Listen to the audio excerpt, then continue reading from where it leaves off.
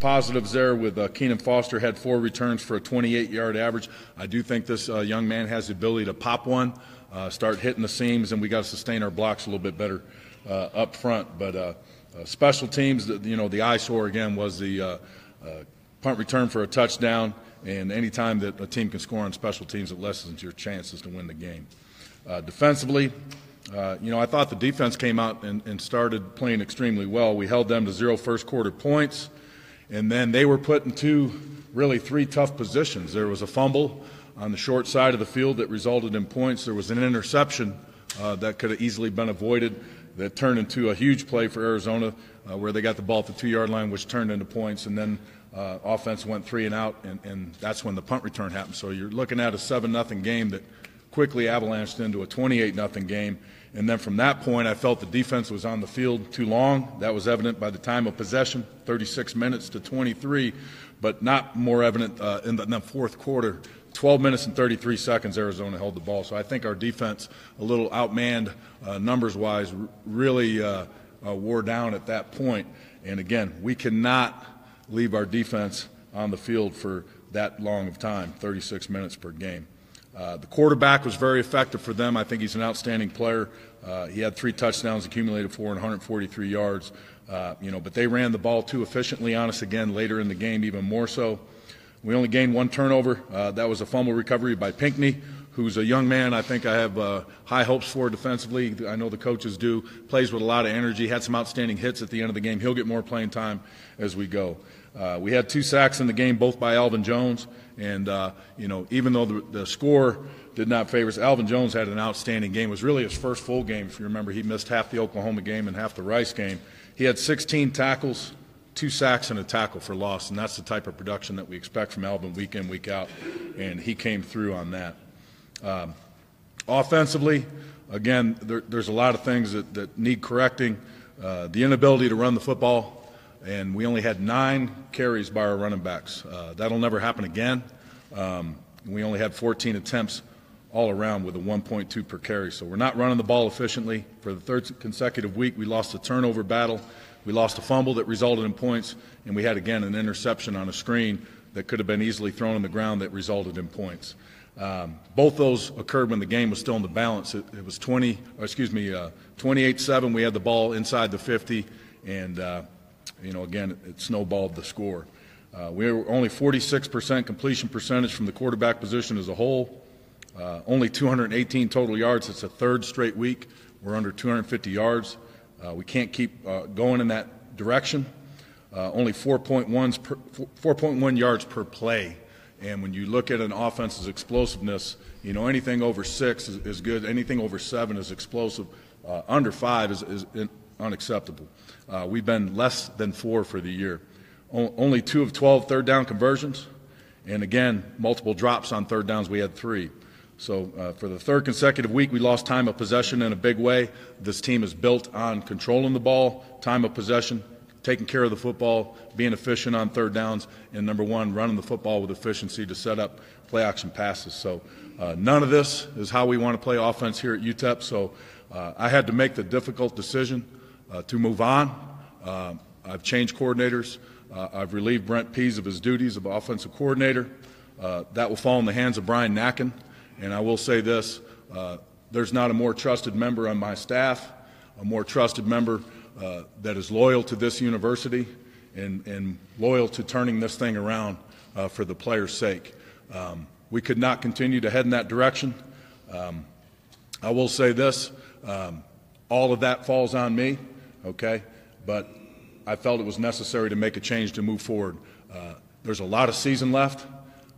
As a head coach, it's my responsibility to make sure that these kids have a chance to be successful, and that's why I made the difficult decision to move on. I'll touch upon it briefly and then really not going to discuss the ins and outs other than Brian Natkin will be the offense coordinator. He'll call the plays.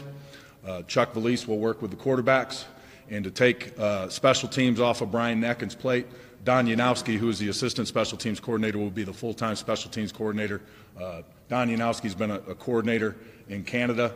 He's been a coordinator at several different places, so he'll do an outstanding job with the special teams.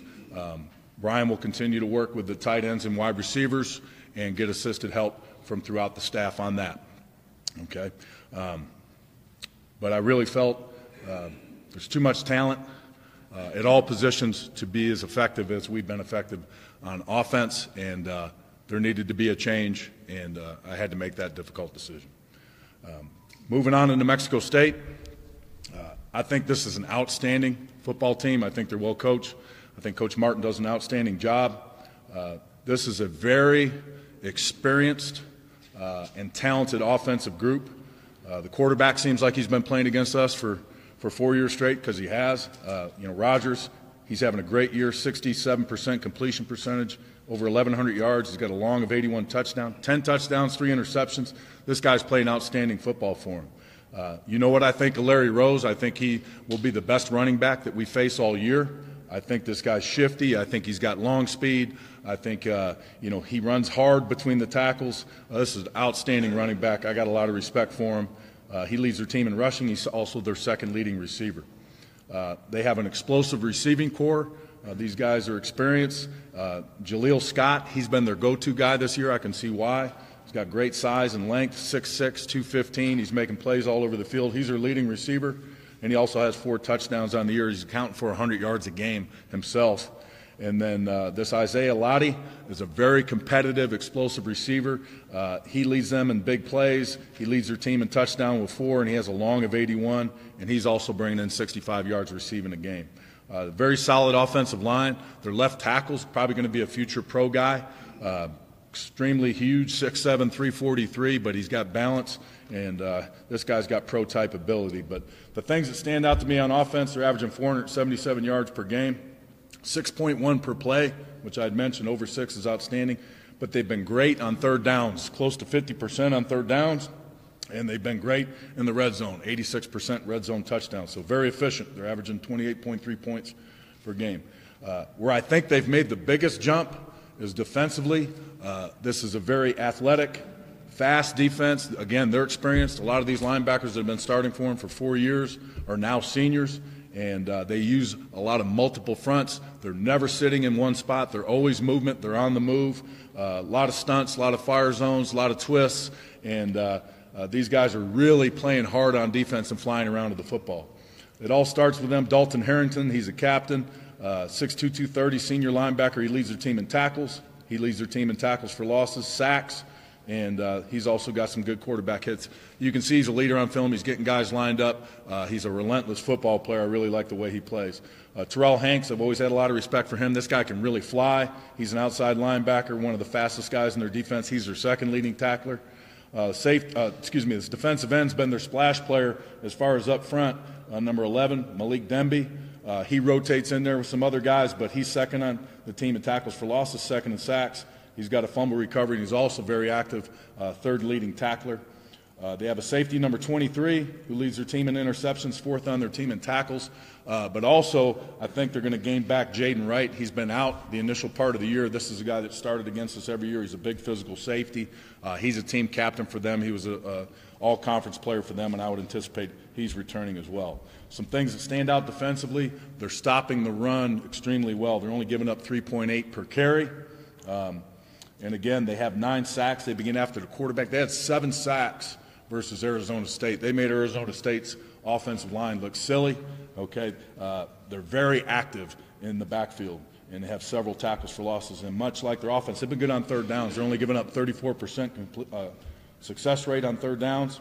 So this is an outstanding defense. I also have a lot of respect. The nose guard, 51, plays extremely hard.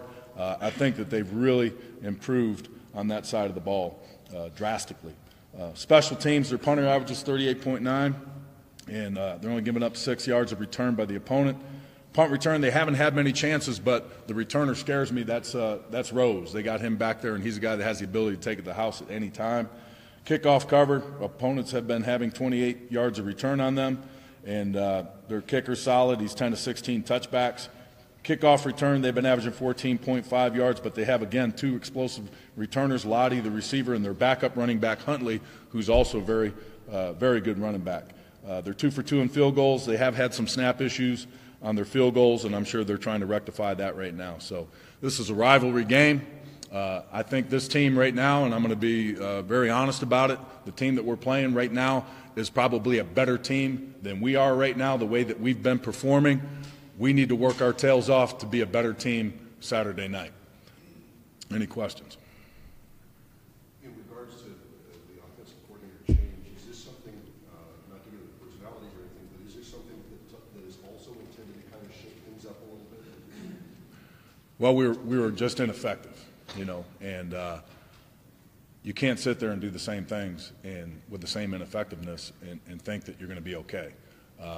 So if that's shaking up the team, yeah.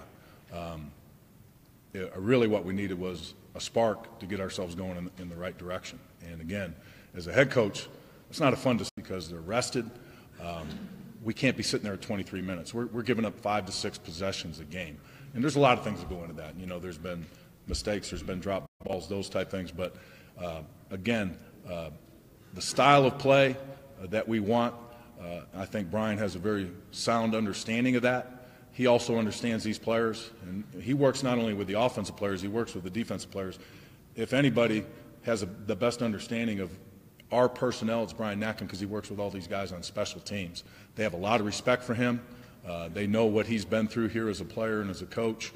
They respond to him, and I think the move for him being the coordinator, he's called he's called games before when he was at the Division II level, and he's an outstanding football coach, an outstanding competitor. He knows what this series means, this game, and he's already hard at work getting ready. Sean, this is a similar question to that, but philosophically, what's the difference between Natkin and Pease? I don't want to compare one coach to the other, but I do know that Brian knows what we want to get done offensively. And his philosophy is, again, he knows that we need more chunk plays. He knows that we need to run the ball more efficiently, that we need to protect the quarterback, and really that's all I'm going to say on that. I'm not going to get into comparisons, and I'm certainly not going to go backwards and try to figure out what went wrong. My job right now is to get this group together, move forward, and try to fix this thing. Do you foresee these changes being for the rest of the season as far as how the coaches have changed? Oh, there's no doubt. I mean, we've made the change, and we're going to stick with it, and we're going to work our tails off to make this thing work. We've been very beyond ineffective on offense, and a change was needed. And then you mentioned Luis is going to work with quarterbacks. Correct. Is he sticking still with receivers? Brian's going to work with the receivers and tight ends, and there's going to be a collective effort with the staff on that. What's the quarterback situation this year? As far as injuries, I can't really tell you where Metz is right now. We're going to have to probably go through the week on that. There's several players on our team that are still dinged up, and their availability for this game I really won't know until we get out there in the practice field and see some guys moving around. Really can't expound upon that because I don't know the availability of our starting quarterback at this point. Behind Metz, what is it? It'll be between Greenlee and Torres, and again, who most effectively moves our offense. I think both of those guys have the ability to do that, but we haven't made that decision right now. Coach, with regards to rushing efficiency, preseason, this offensive line was built to be as one of the best in the conference. Granted, you've had some, in these first 3 games, you've had some significant injuries. Where has the disconnect been, and do you think you guys have a better hold of that? Yeah. 3 games. Running the football is all 11 guys. It's quarterback getting guys in the right run checks. It's the offensive line executing their blocks and sustaining their blocks. It's the running backs hitting the right holes. It's the perimeter players getting on the right safety forces. So to look at one position or the other and say that's the reason we're not running the ball well right now, and then again to run the ball well, you got to run the ball. And we had 9 carries by our running backs last week. That's not going to happen again. And again, to energize that, everybody's just got to do their job better. But as coaches, we got to put guys in better positions to be successful. That's our jobs. Where is the Mexico State game in terms of not only winning for the season, but just winning for the program, just to kind of get things right? How big is that? How much pressure is that for you? No matter who we played this week, and this is a big game, we all understand that. We need a win, period. We need a win to fix a lot of things. Winning solves everything. It makes everything better. It gets your energy up. It gets your confidence up. But what we desperately need right now is a win. And it just so happens that we're playing our rival this week and a team that's playing outstanding, and we're going to have to play our ultimate best to beat this team because I think they're an outstanding team. Right now, you watch them on film, they should be 3-0. They were the better team of Arizona State. They were the better team of Troy, who's probably the best team in their conference. And then they beat New Mexico for the second straight year. So they're playing outstanding football right now. We're not. I mean, we acknowledge that. And but we got to be the best team Saturday night, and we've got a week to get prepared for that. And our kids know what's at stake. Torres put a drive together, so probably not surprising as we've seen all season. Is that a little taste of what maybe fans could start to expect from him? Yeah, I've been saying it all along. I think, Mark Torres has got a lot of talent. He can make plays with his legs. You saw him create things when things weren't there. That's what he brings to the table. If we go with Mark Torres, we'll have to, put that flavor into the game and try to play to his talents. Again, I've mentioned it. I like all three of our quarterbacks.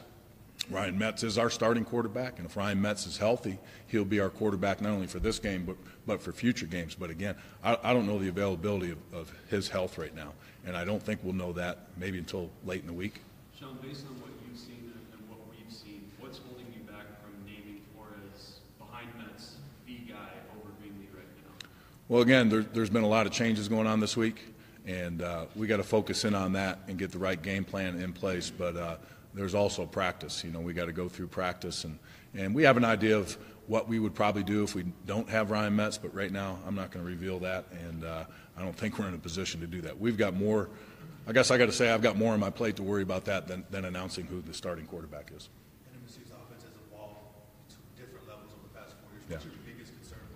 The talent, their scheme, and everything that they've been doing and playing at a high level? A lot of things, experience, number one. You got a fifth-year quarterback that's been through the ringer, has gotten better and better each year, has grown physically each year. You have one of the best running backs in the country. I have a lot of respect for Larry Rose. I think he's an outstanding player. You've seen him grow up. He was a 160-pound back like Aaron. Now he's a 200-pound back. This guy's going to play in the NFL. They have an NFL receiver in Jaleel Scott, 6'6" guy, and they've built their offensive line. And so they're explosive, and they can beat you in many ways. You've seen he's been throwing for 300-something yards a game, but also they can line up and rush for 300 yards with Larry Rose. There's so many different things that they can do. They're balanced, and he gives you the ability to do that. And the other thing on Larry Rose, you sleep on him in the run game, they can throw passes to him out of the backfield, and he's got capable hands, and he's explosive. Sean, your running backs right now, who would you say are the top two in this game? Well, I'd say they're all going to get opportunities in this game, and you will see more of Josh Fields and Ronald A. Watt. I thought we would see more of them last week. It didn't turn out that way in the game. But again, I'm not looking backwards. I'm looking forward. You'll see all the running backs in this game, and again, they're going to have to be effective. And the guys up front are going to have to do their jobs. The guys in the perimeter, when we do call plays that are based on the looks and it's a decision made, we got to make the right decisions as the coaching staff and as the quarterback. So all 11 people doing their jobs collectively, and the coaches, is what makes a running game go. Do we know how to do that? Yes, we've been one of the best rushing teams over the years. Are we in a rut right now? Absolutely, and that's why a change was made. You mentioned you're looking forward. How do you get your team to look forward, to have that, to forget about what happened last week and just look forward? You talk about that mentality and you emphasize it, okay? And, you don't dwell. It wouldn't make any sense for me to sit here and dwell on the first 3 games of the season.